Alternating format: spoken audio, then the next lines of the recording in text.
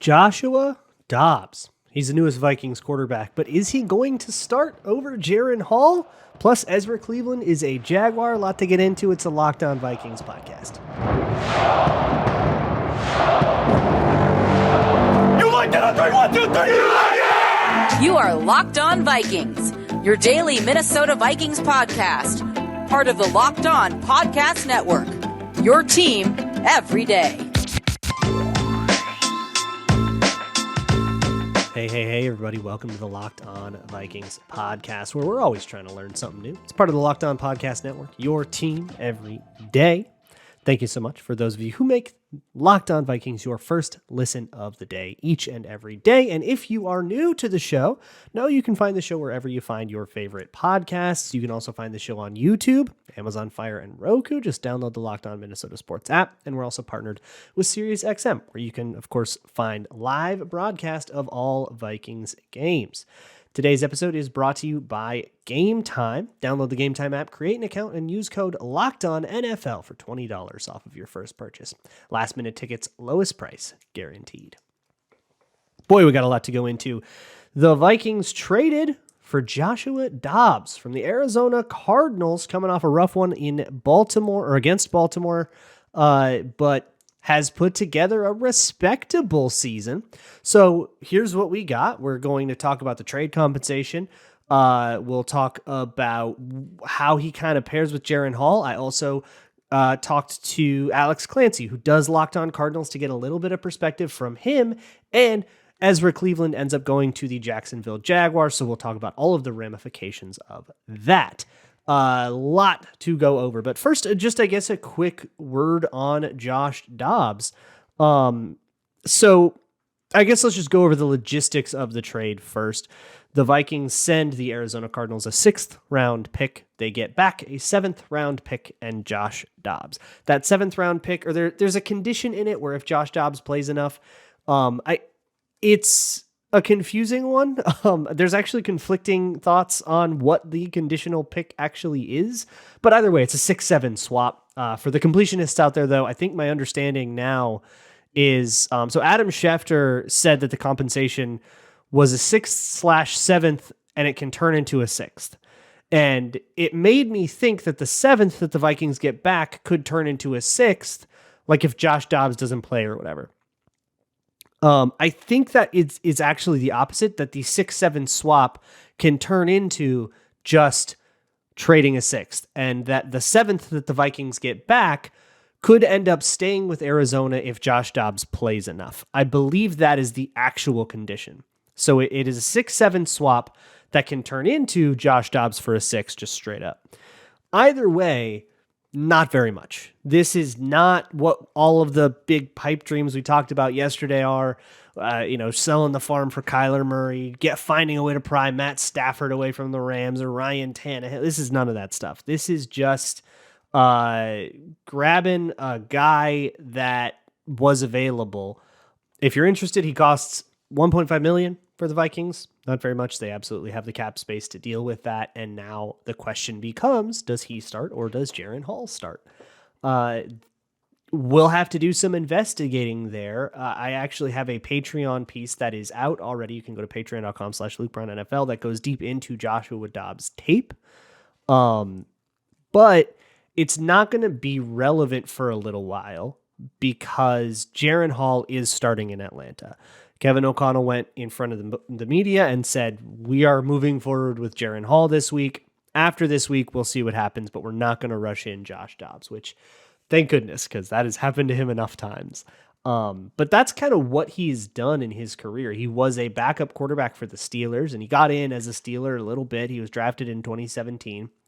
And then he bounced around to a whole bunch of other teams finding work there. He went to Cleveland, found a little work. He got in a little bit for the Titans. He got in, of course, for the Cardinals this year. And in a lot of those destinations, I mean, the Cardinals picked him up at the beginning of the regular season. He did not go to camp with the Arizona Cardinals. He still started week 1. He's going to be in a similar situation where he's not going to have a lot of time to get chemistry and pick up the playbook and all that stuff.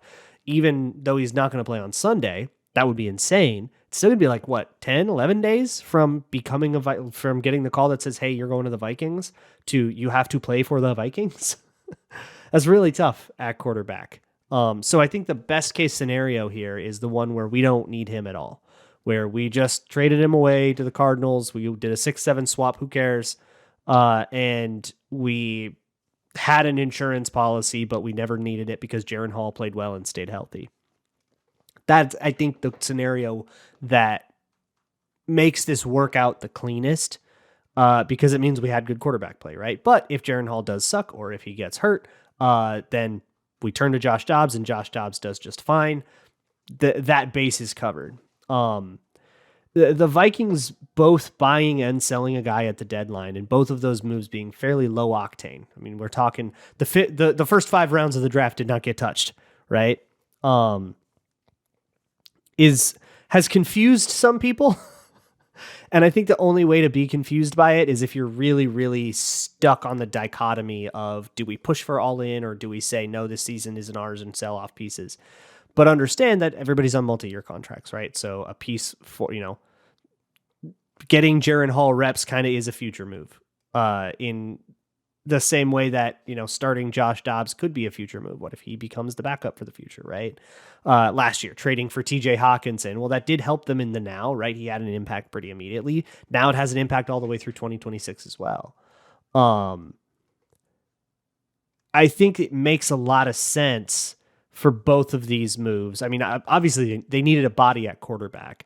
The true push your chips all in kind of go full Rams move would have been Ryan Tannehill, I think. Would have been giving the Titans whatever they want for Ryan Tannehill. That didn't happen. And I think selling more than they sold at the deadline would have been the true tank move. But instead they just say, let's just kind of keep this season rolling as it is, and think probabilistically, instead of thinking we want to go all in, or we don't want to do anything. We want to pull everything back. Instead of putting it on that spectrum, think of it as a series of outcomes. What are all of the possible outcomes, right? There is the outcome where Jaren Hall is just really good, and you're just like good with that, right? There's the outcome where Jaren Hall is only kind of good, and you're just okay with it. There's the outcome where Jaren Hall is average but uninspiring. There's the outcome where he's really bad. Think about all those different outcomes and what you want to happen. Well, if Jaren Hall is really good, then we don't really need to do anything at the trade deadline, right? We're like pretty happy there. If Jaren Hall is just average, we're still probably not doing anything in the deadline. If Jaren Hall is really bad, well, we need to be covered in that scenario. So how do we get covered in that scenario while, not breaking the bank, right? Well, not giving up some crazy compensation for something that only might happen. So to me, the amount that they paid the Cardinals for Josh Dobbs tells me that Josh Dobbs is a backup. And I'm also saying this because I watched some tape and I think that Josh Dobbs is not better than Jaren Hall, at least from what I've seen, which I will defend. I defend literally, it's a 55-minute film video. So go watch that at patreon.com/LukeBraunNFL. But I also want to talk to Alex Clancy about it. So I've got an interview that I did with him, and as well as a quick discussion about Ezra Cleveland, who is going to the Jacksonville Jaguars, and all of the ramifications there. So all that is coming up.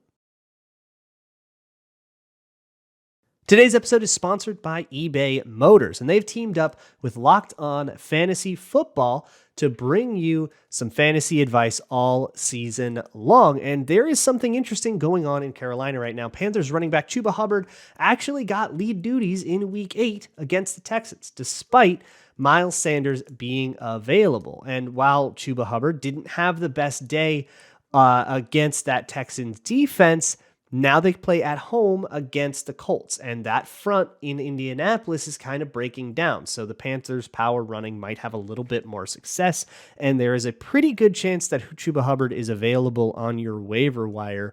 Or if not, if you're just somebody who's been stashing him, this might finally be the week to get Chuba Hubbard in the lineup. He can also have something of an impact in the passing game, so he can deliver all around as something of a fantasy sleeper, maybe even a buy low if your league is still allowing you to do some trades. But to do that, he has to fit your team properly. And finding that right fit is what it's all about. eBay Motors understands that, and they understand that it's also what it's about with your car. If your car needs a part and you need to order something, it can be so difficult and so scary to order a car part and not actually know if you're getting the right thing that fits with your car. eBay guarantees that fit. In fact, the eBay guaranteed fit means that that part is guaranteed to fit your ride the first time, every time, or your money back, and at pretty good prices as well. They've got over 122 million parts to pick from and make sure that your ride is running smoothly. Brake kits, LED headlights, roof rack bumpers, whatever you need, from something cosmetic to something actually vital to the operation of your car, eBay Motors has it. Just look for that green check so you can make sure that that thing fits your car with that eBay guaranteed fit. So go to ebaymotors.com. eBay guaranteed fit, only available to U.S. customers. Eligible items only. Exclusions apply. Thanks a million for making Locked On Vikings your first listen of the day. For your second listen, or at least on Friday, why don't you go check out NFL Kickoff Live? Each Friday, they go live at noon Central on every Locked On YouTube channel, including this one. So those guys will break down every game on the NFL slate to get you ready for the Vikings matchup, get your fantasy lineups ready, and all of the things going on that weekend, as well as a little bit of chit chat about Thursday night football, which will have ended the night before. So once again, every Friday at noon, 2 p.m. Eastern, on any Locked On NFL YouTube channel, you can find NFL Kickoff Live. So the Arizona Cardinals have not had a good season. They're 1-7 behind with Josh Dobbs under center. So going and losing a whole bunch, not very fun. But that said, here's what I'll tell you about Josh Dobbs. Well, actually, how about I do this? Let's cut to the Alex Clancy interview, and we'll hear what he has to say, because he's been covering Josh Dobbs for 2 months. And then I'll circle back and tell you kind of how, because I recorded that before I did the tape study. So let's do things in the same order. How about that? So here is Alex Clancy of Locked On Cardinals on Josh Dobbs. All right, everybody. Welcome into Alex Clancy, who does Locked On Cardinals, been covering Josh Dobbs all year. And now Joshua Dobbs maybe starts for the Vikings. We actually don't know. I was just talking about it. Like, we don't know if he's going to play or if it's going to be Jaren Hall all year. It's probably Jaren Hall the next week, just because it's a lot to ask him to learn the playbook in 4 days, even though he's done that before. I don't know. What are your initial thoughts on Josh Dobbs's? I mean, I guess your concluding thoughts on Josh Dobbs's time as a Cardinal. Yeah, it's interesting. You know, I had a whole plan for the last podcast I was going to do, and I ripped it up on the fly because I started talking about him and I started convincing myself how important he was to the Arizona Cardinals, even though they're 1-7. And it sounds crazy, but he plays with poise. He ingratiated himself to the team immediately. Very smart guy. Very nice. Like, I mean, he did exactly what Drew Petzing needed him to do in an effort to keep the Cardinals competitive. Cowboys, Giants, Washington, Cincinnati, Baltimore. The Cardinals should have been blown out by probably 20 plus in a handful of games they played this year, but they've been in one-score games, save the San Francisco game, and he's been the quarterback. So there's got to be a level of respect and appreciation given from my side, because he's kept the Cardinals functional without Kyler Murray there, and that's something that has been a far cry from what we've experienced here, regardless of who the quarterback's been. Yeah, functional is, I guess, what we're going for now. Because, I mean, the Vikings are in such a tough spot here. But on that, it sounds like a lot of the immediate reaction that I've seen, and my main exposure to this is just what people have replied to me on Twitter, because this happened literally like 25 minutes ago as we're recording this. And a lot of people's instant reaction is like, oh no, the bad turnovers are back. So what was the deal with, like, I saw the one to the linebacker against the Ravens. What is this dude just not protect the ball, or what's the deal there? He may have turned into the proverbial pumpkin in some capacity, but they had a lead in the first half of that game. Like, the bad throws are like, oh, that's why he's not a starting quarterback. And they're so egregious that it's like, what has he been playing over his head the entire time? And then he just blanks out. Like, they're the balls that he's thrown between two defenders, threading a needle, the receiver on the run, and him throwing egregious interceptions to open wide receivers is the biggest conundrum of all of this. But the bad turnovers is recency bias more than what he's done up until this point. Plays terrible in the second half, plays well in the first half. I think it's scripted plays he can execute. He's a dictionary definition of a guy that has a high enough floor that you could start for the first 15 or 20 plays, and then things somewhat go off the rails if the Cardinals don't have a leader, if they, they're definitely then if you have to ask more of him, but he can do the kind of on script, the default, the stock offense, but not necessarily the let's pull a win out of our behinds kind of offense. Well, and having said, look at the offensive skill position players the Cardinals have, and look who the Vikings have. Maybe with the elevated, they've got some talent, of them right now. Well, yeah, Justin Jefferson's still on IR. The elevated talent level may help if he does go in and start in a couple weeks or whatever. Because as you mentioned, he was with the team less than 2 weeks before starting week 1 against Washington. Well, yeah, that's the thing of it is they're giving him, they're saying, hey, maybe Josh Dobbs can get ready to play and we'll see what happens there. I super don't believe that. I think they're just kind of saying that to throw the Falcons off the scent. Because why? If you're going to have ambiguity there, you might as well make it harder for your opponent to prepare. But I guess here's the question is, who is going to start now, right? I don't think we know where the Vikings are at, and I don't think they're going to tell us, right? Why would they? Right. So my question to you is, Jaren Hall, 5th round rookie. He played okay in the preseason. He had a pretty good game against your Cardinals, actually. So based on what you remember from that, or just the idea of, hey, he's a 5th round rookie, starting over Josh Dobbs, does that sound insane to you? Or is trading for Josh Dobbs with the compensation being pretty small and then saying, Josh, you're a backup, is that a fair, does that track for you? Where's your gut check on that?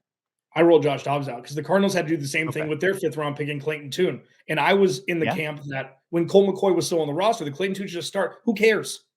They're not going to win any games. It doesn't matter. But they're going with Clayton Tune now. Yeah, they're seeing what they have in him, Right. So why aren't the Vikings doing the same thing? Joshua Dobbs. That's why. Joshua Dobbs was the obvious choice. He's an adult. He's been in the league for 5 years. He's been you know what I mean by adult? He rolls in the ring. He played for Tennessee for 2 games. It was like a Mad Lib.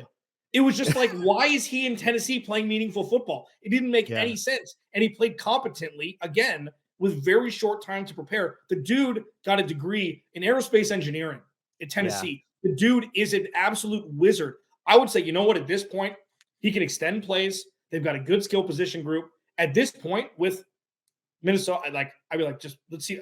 What are we at? Tuesday? Are you calling this a playoff team? Is that what you're if Josh Dobbs is there with JJ and with okay.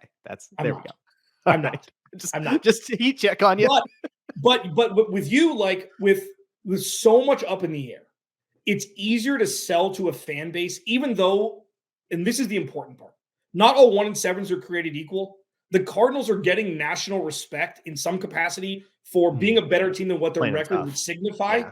And that's Joshua Dobbs. He was the quarterback. And this is so green ribbon conversation kind of because the Cardinals haven't won a lot of games. But from what I've seen, he's not good, but he's not great, but he's enough to kind of remove the salt from the wound with what just happened with the Achilles tear, I think. Sure. And as we record this is going to put a perfect timeline on it. Kevin O'Connell just went in front of the media and said, Jiren Hall's starting next week. But it's the weeks after that are the true mystery. Right, sure. And I'm sure that you will have a keen eye on the Vikings to see how Josh Dobbs does. If he does end up playing, you guys can check out Locked On Cardinals whenever you want. It's great over there. Very good time, especially when the Cardinals are 1-7.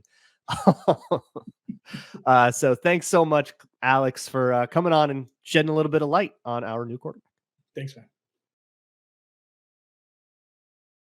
Today's episode is brought to you by Gametime. Gametime is a ticketing app that can help you get last-minute tickets to games. Let's say you decide, oh man, I'm the biggest BYU fan in the world, and I'm now a Vikings fan, go Jaren Hall, and you just came over to Locked On Vikings, listening to a Vikings podcast, diving in, and you want to go see a game. Well, it's kind of hard to get NFL tickets last minute. Anybody who's tried can tell you those prices get jacked up. It's really hard to figure out. You got to go like meet some sketchy guy behind an alleyway. Do away with all of that. Gametime is obsessed with finding ways to help you save money on tickets. And you can get good deals on tickets right up to the start of the event. So check back every once in a while and see what kind of deals pop up. You can even get into like a concert like an hour after it starts. It's the place to find last minute seats. Flash deals and even sponsored deals for football, basketball, baseball, concerts, theater, comedy shows, whatever. You can pick the seats. You can get a picture of your seat so you can make sure you're good with the view. And there's the Gametime guarantee, which will credit you 110% of the difference if you find a better price on the same row and section. So take the guesswork out of buying tickets with Gametime. Download the Gametime app, create an account, use code LOCKEDONNFL for $20 off of your first purchase. Terms apply. Again, create an account and redeem code LOCKEDONNFL for $20 off. Download Gametime today. Last minute tickets, lowest price guaranteed. Always a pleasure to talk to Alex Clancy. Let me get into what I think about Josh Dobbs after actually pulling up and watching some tape. And I did not watch that previous Ravens game. He's kind of coming off a disaster class. I didn't give him that one. What I wanted to do was watch Washington because I wanted to see what things looked like when he was still very new to a playbook. And I watched the Cincinnati game, which seemed like it was a very up and down affair. He is not very good at protecting the football. I think that's the main thing. If we are a turnover team, this dude is begging to throw a lot of interceptions, and a lot of them are just misses or throws behind the receiver, dangerous throws into a window. I mean, there's just some real bad plays on the tape, and it's just a matter of if the defense were catching these, he would probably have a much worse reputation. That said, there is quite a bit to like.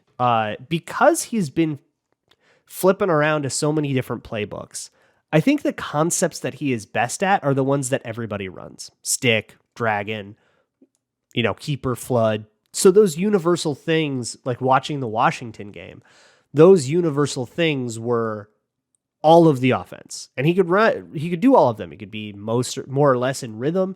He could deliver the ball accurately. And he had mechanics that I am more or less happy with. They're not like Kirk's, but you're not going to get that.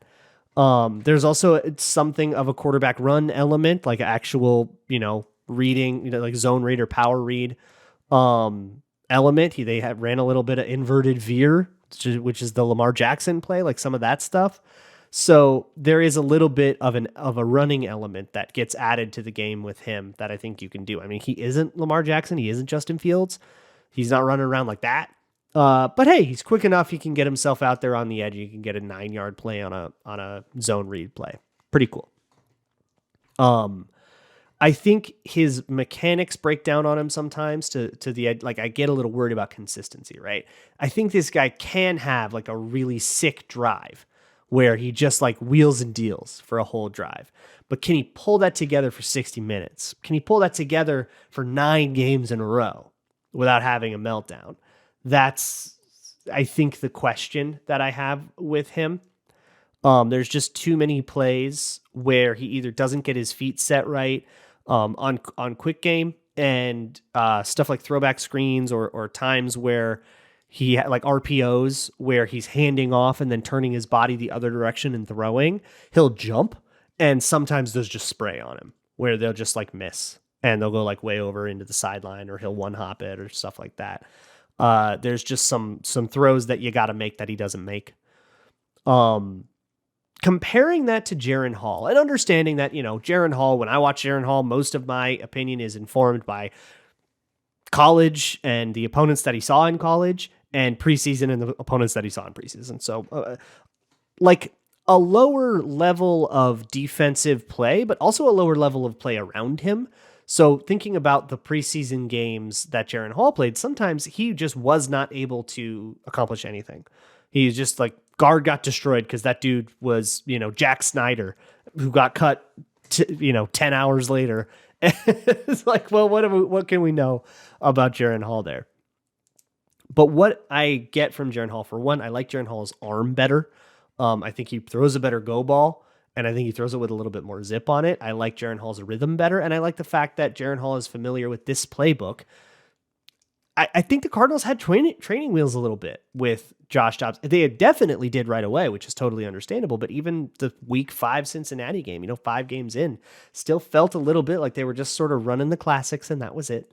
And the classics are classics for a reason. Everybody's got them in their playbook. But I was, I don't know, a little bit underwhelmed by the creativity of the offense. And maybe that's just an Arizona Cardinals thing. But from what I saw, I think Jaren Hall gets me a little more excited than Josh Dobbs. And I think Josh Dobbs is just sort of there as the floor. And it's a good floor. And I think that's fine to pay what they paid for that. I think that's a totally sensible transaction.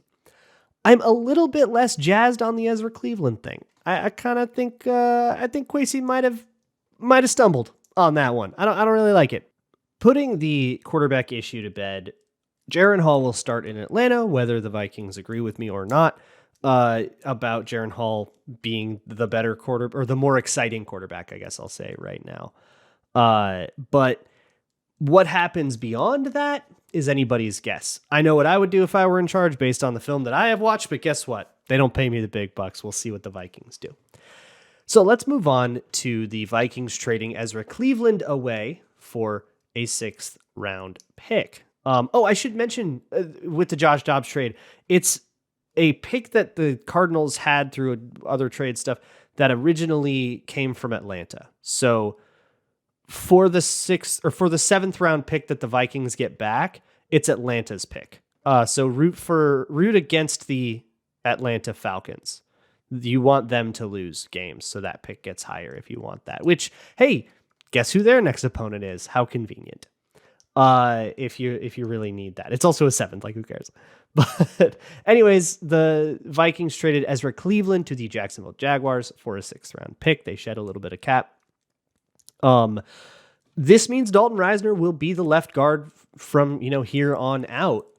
This is something that I don't think the Vikings got better doing this. I think Ezra Cleveland is a better guard than Dalton Risner. I think he's just more consistent.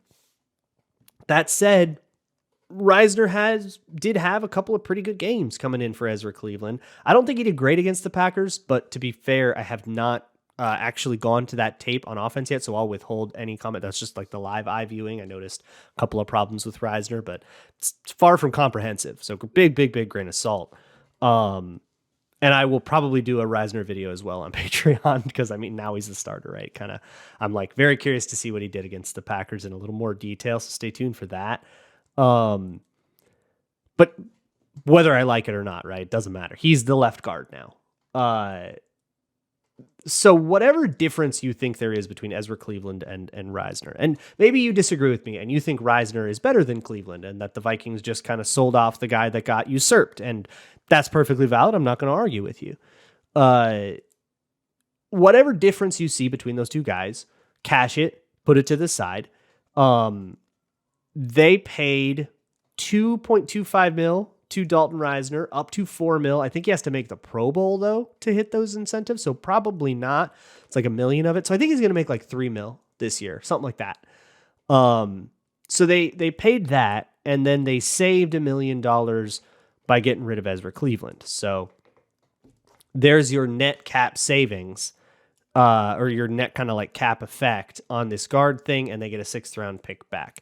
They now do not have the same depth at guard. O'Connell was asked about this. He also brought up that Chris Reed maybe could come back and become interior depth again, which would obviously help the numbers game a little bit there. But here's the deal. I don't think that this was good value for the Vikings. I think you could do better in the 6th for a guy that's been your starter until he got hurt. I know like guards are not the most highly valued position on the offense, and I get it. Contracts reflect that, draft position reflects that. But when you get a proven starter, a guy who's been on the starting line now, playing increasingly well every year for 4 years. All 4 years, he's improved. He struggled his rookie year a lot. They tried to move him to the right. They moved him back to the left. He did better in 2021, even better in 2022, and I thought he was doing even better this year as well. I think flipping that guy for a 6 is telling everybody, yeah, we're not going to play him anymore. What do you want for him? Like, I feel like the cat was too out of the bag, maybe. And for more in-depth Dalton Reisner analysis, go to patreon.com/LukeBrownNFL or just find me on Twitter. Tomorrow we'll be talking to Aaron Freeman, who does Locked On Falcons. Fun fact, that was the first crossover, or no, no, that was not the first crossover I ever did. The first crossover I ever did was Travis at Locked On Dolphins. It's Kyle Krabs now, but it was when it was Travis Wingfield. That was the first crossover I ever did. It was the 2018 Dolphins game where the Vikings ended up getting 10 sacks. That was the first game I covered on Locked On Vikings. Fun facts all around. But yeah, we'll be talking to Aaron Freeman. He was the week 1 of 2019. That's why it was in my head. And he's always an absolute pleasure to talk to. Love talking to Aaron. And we'll just sort of rest on each other's shoulders. It's going to be like in a UFC match or like a grapple match where like they just kind of like hug each other and agree to rest for a minute, because both of our teams are going through some weird stuff right now. Very much looking forward to that. And then of course Friday we'll go through the prize picks and the bold predictions and all the stuff we always do on Friday, because we like to have a little bit of Friday fun on the Locked On Vikings podcast. I will see you all for that. And as always, Skull.